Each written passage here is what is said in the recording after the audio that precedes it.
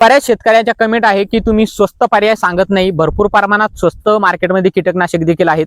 शेतकरी मित्रांनो, नक्कीच स्वस्त पर्याय देखील आहेत आणि आपण तेच स्वस्त पर्याय आज या व्हिडिओमध्ये बघणार आहोत। शेतकरी मित्रांनो, यामध्ये कीटकनाशक घेताना माव्याचं चांगल्या पद्धतीने नियंत्रण व्हावं, हिरवा तुडतुडा चांगल्या पद्धतीने नियंत्रण व्हावा। कारण आपलं कापूस पीक आता 35 ते 40 दिवसादरम्यान गेलेलं आहे। काही कापूस आपल्याला 40 दिवसाच्या वर गेलेले बघायला मिळतात। तर आपल्याला या अवस्थेमध्ये कोणती फवारणी करायची ती सविस्तर माहिती आपण बघणार आहोत। आपल्या चॅनलला सबस्क्राईब केलेलं नसेल तर सबस्क्राईब नक्की करा। काही प्रश्न असतील तर कमेंट करा, व्हिडिओ आवडला तर लाईक आणि शेअर करा।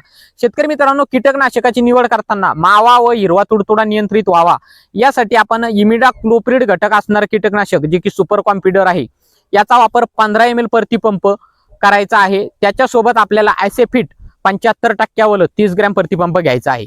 ॲसेफिट जर तुम्हाला मिळालं नाही तर तुम्ही लान्सर गोल्ड घेऊ शकता 30 ग्रॅम प्रति पंप।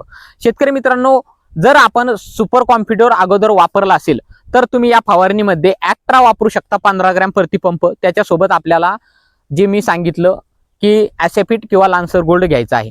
जर ॲक्ट्रा देखील वापरायचं नसेल तर मोनोक्रोटोफॉस तुमच्या मार्केटमध्ये मिळत असेल तर 35 ml प्रति पंप वापरा। जबरदस्त रिझल्ट तुम्हाला कीटकावर मिळणार आहे। शेतकरी मित्रांनो, हे झालं कीटकनाशक।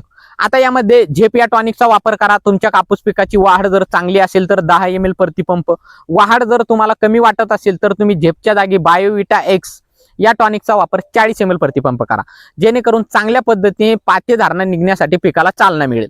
आता यामध्ये बुरशीनाशक कोणतं घ्यायचं? शेतकरी मित्रांनो, दोन पर्याय सांगतो। एक तर आपण सल्फर WDG 80% घटक असणार बुरशीनाशक घेऊ शकता, कारण हे एक दुय्यम अन्नद्रव्य तर आहेच पण उत्तम बुरशीनाशक देखील आहे। त्यामुळे याचा वापर 30 ग्रॅम प्रति पंप आपण करू शकतो, जेणेकरून पिकामध्ये जमिनीतील अन्नद्रव्य अपटेक करण्यासाठी देखील मदत होईल, जमिनीतील बुरशी देखील नियंत्रित होईल आणि पिकामधील बुरशी देखील नियंत्रित होईल। शेतकरी मित्रांनो, आपल्याला सल्फर WDG 80% वापरायचं नसेल तर आपण साप पावडर 30 ग्रॅम प्रति पंप वापरू शकता, 22 पावडर 30 ग्रॅम वापरू शकता, किंवा यामध्ये आपण अँट्राकॉल 30 ग्रॅम वापरू शकता। एक बुरशीनाशक घ्या। विद्राव्य खत वापरताना आपल्याला महाधनचं फ्लॉवरिंग स्पेशल 100 ग्रॅम प्रति पंप वापरायचं आहे। ते नाही मिळालं तर 1261 या विद्राव्य खताचा वापर आपण 100 ग्रॅम प्रति पंप नक्की करू शकता।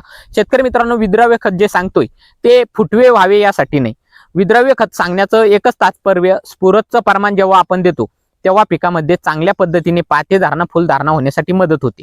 आपण विद्राव्य खत जास्त फवारून काही फुटवे निघत नसतात। आपण जे NPK जमिनीतून देतो त्याच्या आधारे फुटवे पिकामध्ये निघत असतात।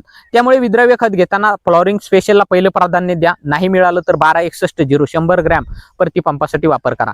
शेतकरी मित्रांनो, एक लक्षात घ्या, कीटकनाशक घेताना मोनोशिल प्लस ॲसेफिट, मोनोशिल प्लस लान्सर गोल्ड यापैकी एक, किंवा इमिडाक्लोप्रिड 15 ml त्यासोबत ॲसेफिट किंवा लान्सर गोल्ड 30 ग्रॅम, किंवा ॲक्ट्रा 15 ग्रॅम त्यासोबत ॲसेफिट किंवा लान्सर गोल्ड 30 ग्रॅम।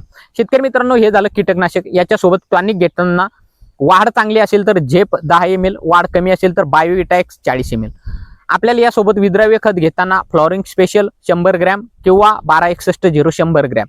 बुरशीनाशक घेताना सल्फर WDG 80% हे 30 ग्रॅम, किंवा साप पावडर 30 ग्रॅम किंवा रोको पावडर 30 ग्रॅम। हे आपल्याला 4 घटक घ्यायचे आहे आणि आपली फवारणी अतिशय जबरदस्त होणार आहे आणि स्वस्त पर्याय देखील आपल्याला हे बघायला मिळतात। शेतकरी मित्रांनो, व्हिडिओ जास्तीत जास्त शेतकरी मित्रांपर्यंत शेअर नक्की करा। काही प्रश्न असतील तर कमेंट करा।